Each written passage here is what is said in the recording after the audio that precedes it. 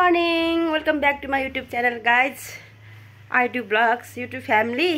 अब म स्कुल जान लागेको आफ्नो ड्युटी.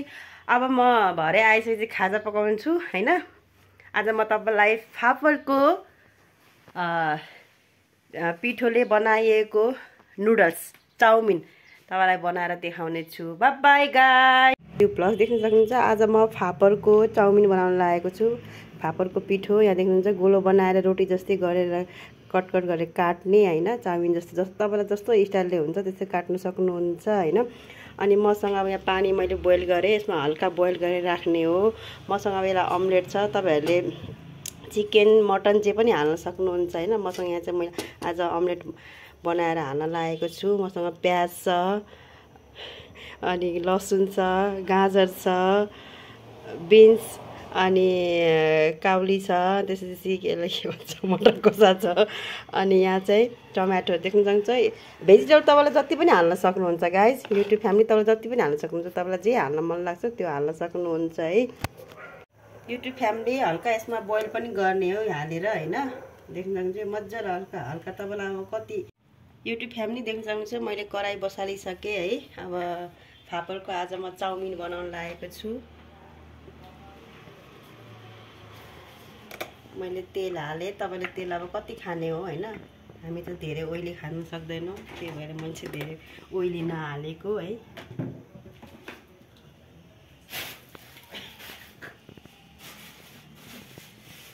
काटेको प्याज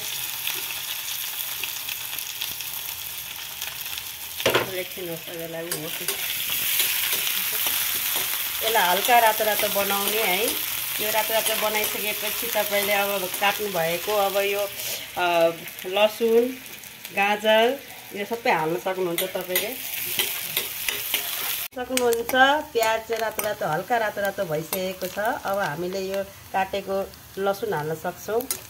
तपाईले कति खान सक्नुहुन्छ हैन त्यही अनुसार हाल्नु होला. धेरै स्वाद अनुसार हाल्नु होला. अब मैले युट्युब फ्यामिली गाजर हाले. काटेको गाजर देख्न सक्नुहुन्छ. हल्का यसलाई चलाउनु होला.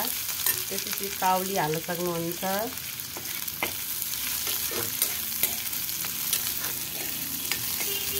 त्यसपछि काटेको बिन्स हाल्न सक्नुहुन्छ. यो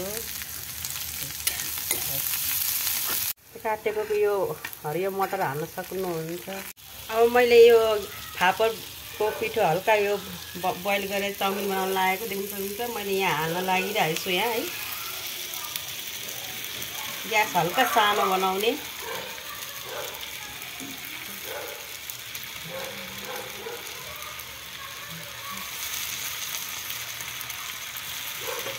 अब यसलाई हल्का चलाउँदै जाने बिस्तारै थोरै थोरै.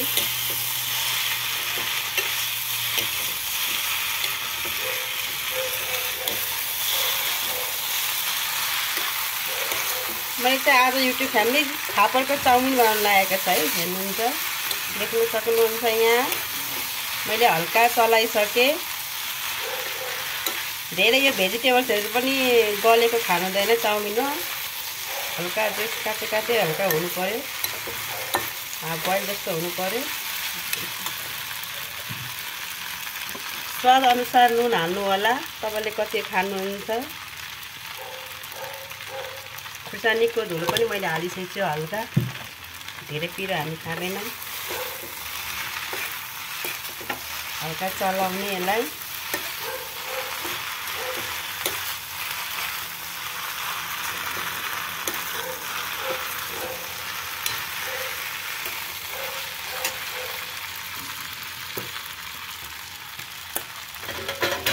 अघि अब मैले हल्का गरेको अमलेट बनाएर राखेको अलिअलि गरेर हाल्दै छु. तपाईले यसमा यो फापरको पिठोको चाउमिन खाँदाखेरि तपाईले चिकन मटन जे पनि हालेर खान सक्नुहुन्छ. मैले चाहिँ अमलेट बनाएर चप गरेको अमलेटलाई बनाउँदै छु. हेर्दैखेरि खाउँ लाग्दो जस्तो भइसकेको छ. युट्युब फ्यामिली देख्न सक्नुहुन्छ. तपाईले कमेन्ट गर्नु होला.